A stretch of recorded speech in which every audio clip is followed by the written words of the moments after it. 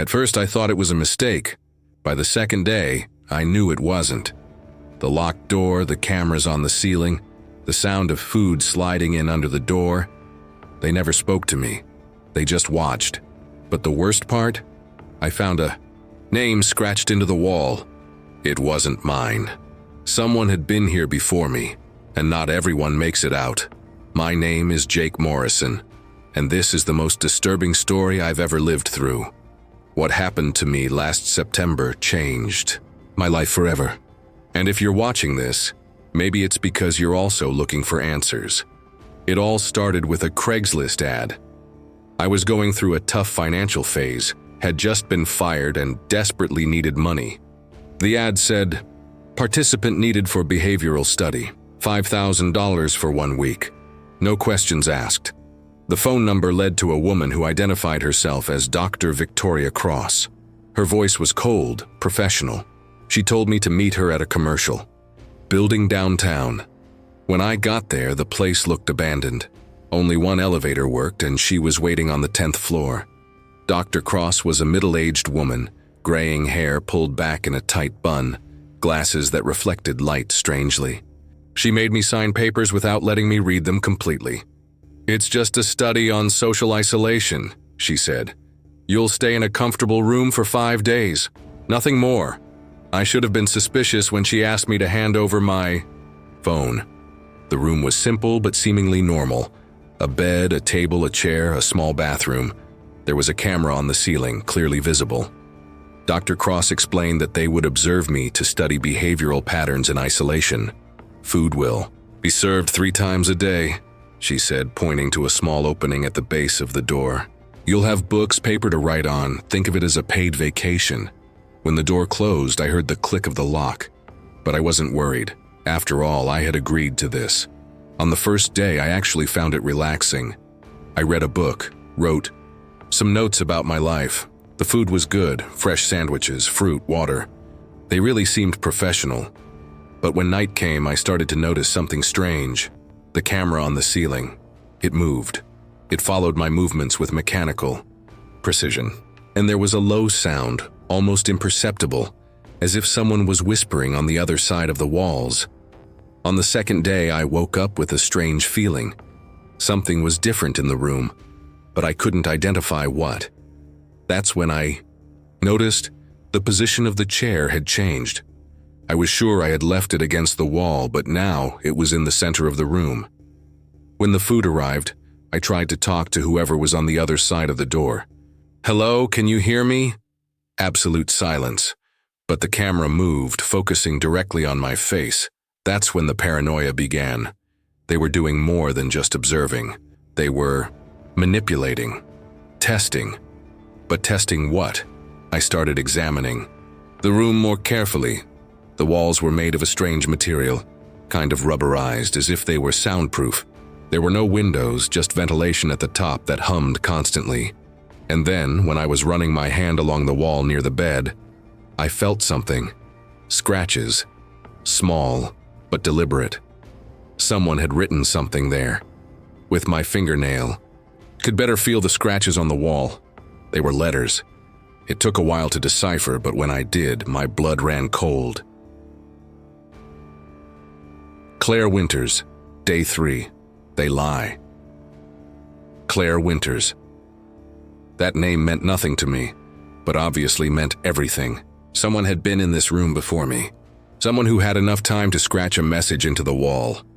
I continued exploring and found more scratches. Names, dates, message fragments. Ryan Blake, don't trust. Noah Carter, Day 8, still here. Amber Hayes, escape impossible day. But they said it would only be 1 week. And why would someone be on Day 8 if they should leave on Day 7? My breathing started to quicken. I pounded on the door hard. "Hey, I want out. I changed my mind." But the only response was the sound of the camera moving, now focusing on the wall where the scratches were. They knew I had discovered. On the 3rd day, things changed drastically. The food arrived late, and when it did arrive, it was cold. But the worst was what I found on the tray. a small folded paper under the plate. With trembling hands, I opened the paper. It was a handwritten message.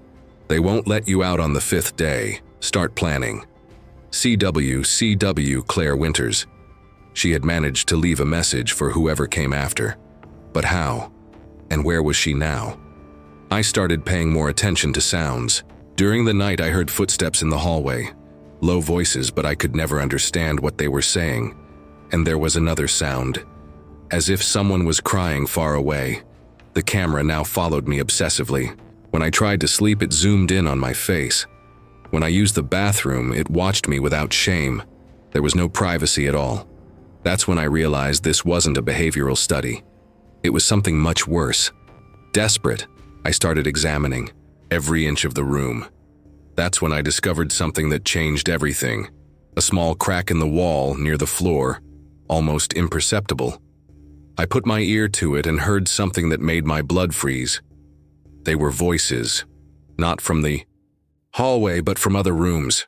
Other rooms like mine. "Please, it's been 2 weeks." It was a female voice, weak, desperate. "Can anyone hear me? My name is Marcus Reed." A male voice, stronger. There were more people.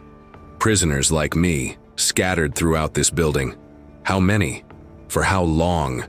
I tried to respond, whispering into the crack. "Can you hear me? I'm Jake. I've been here for 3 days." "Jake?" The female voice became more alert. "You're new. Listen carefully. This isn't a study. It's an experiment. And we are the rats." The woman told me she had been there for 3 weeks, that they promised to release her in 1 week, then 2, then 3. Always making excuses, always lying. "They're testing our limits," she whispered.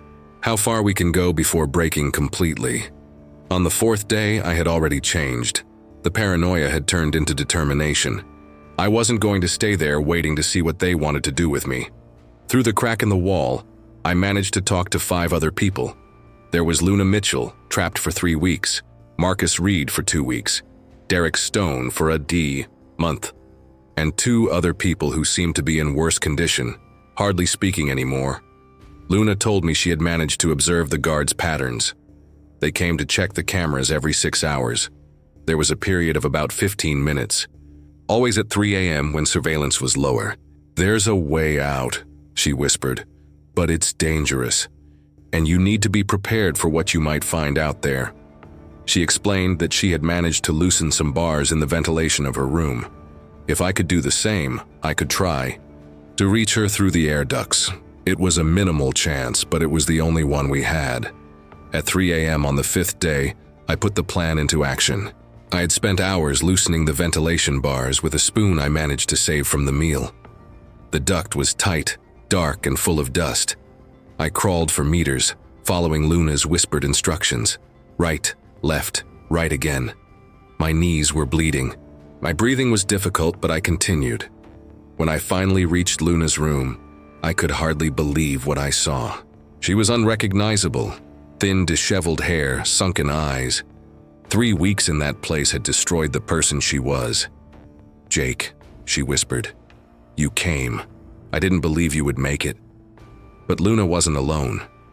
Next to her was a figure that made me tremble. It was a man, but he was different. His eyes were empty and he constantly rocked back and forth. "This is Derek," Luna said sadly. He couldn't take it. Derek Stone had broken completely. He was in a catatonic state, lost in his own mind. Luna showed me something she had discovered in her room. A secret passage behind a false wall. She had discovered it by accident when trying to scratch another message. "You need to see this," she said, guiding me through the passage. On the other side, there was a hallway I had never seen. Numbered doors, dozens of them. Some had small windows, and what I saw through them made me vomit. There were people in each room. Men, women, some who seemed to have been there for months. Some were sleeping, others crying silently. Some, like Derek, just stared into the void. But the worst was at the end of the hallway. A room with large windows, where I could see Dr. Victoria Cross and other researchers. They were watching monitors, taking notes on clipboards, discussing casually while dozens of people suffered meters away. On the wall of the room there were photos. hundreds of them, faces of people who had been through these rooms. And in the corner, a list of names with status next to them. Complete, in progress, deceased. My name was there. Status, Day 5, satisfactory progress. Luna told me the whole truth she had discovered. Dr. Cross wasn't just a researcher. She was part of an experimental program funded by corporations that wanted to understand the limits of human resistance.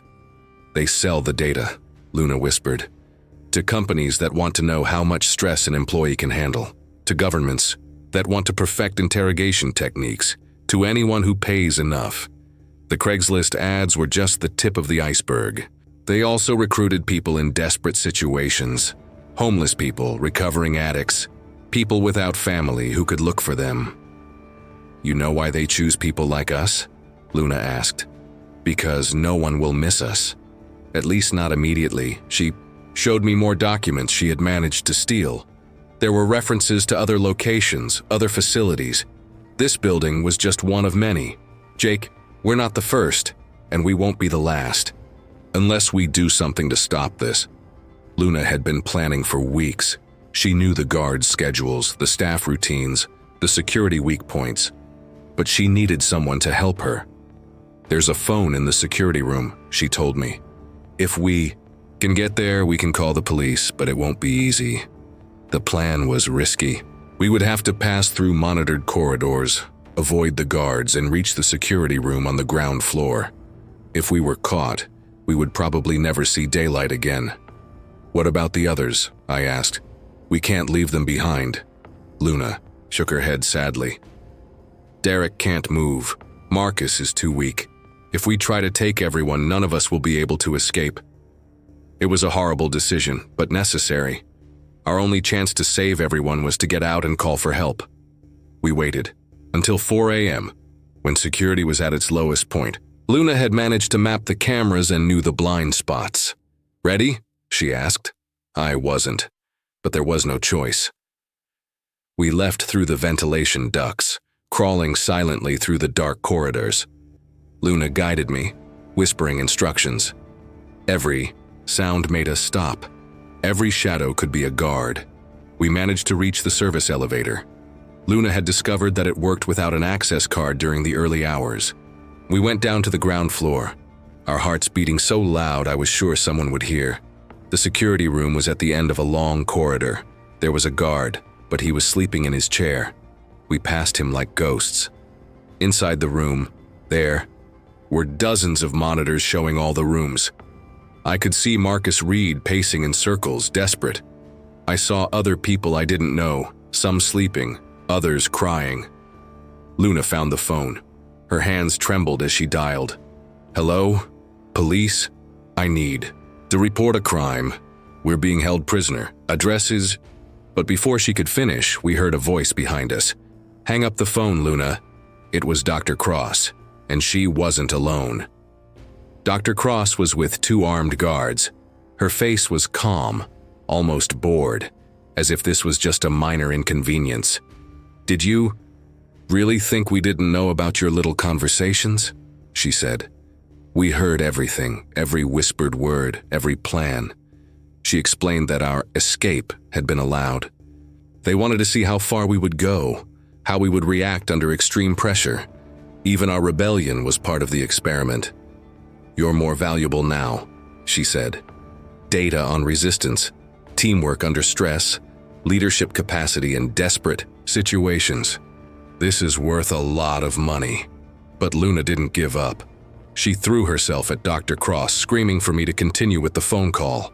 The guards reacted, but Luna managed to create enough confusion. I managed to scream our location into the phone before one of the guards knocked me down. I didn't know if the police had understood, but it was our only chance. You just signed your death sentence, Dr. Cross said, wiping blood from her nose. But don't worry, we'll make this look like an accident. You tried to escape and, unfortunately, couldn't make it. We were dragged back to the elevator.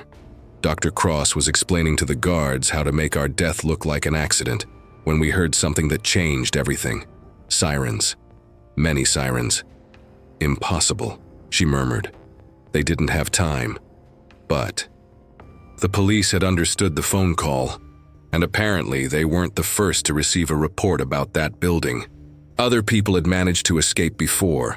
Other families had filed missing person reports. The building doors exploded. Armed police invaded the place. Dr. Cross tried to run, but was immediately arrested. "Where are the others?" I screamed too. "The police. There are dozens of people trapped here." In the next few minutes, the building was transformed into a crime scene. Ambulances arrived. Federal agents took over the situation. One by one, the prisoners were freed. Marcus Reed was carried on a stretcher, dehydrated but alive. Derek Stone had to be sedated. His mental state was critical. Others were freed in even worse conditions. When I finally left that building, the sunlight blinded me.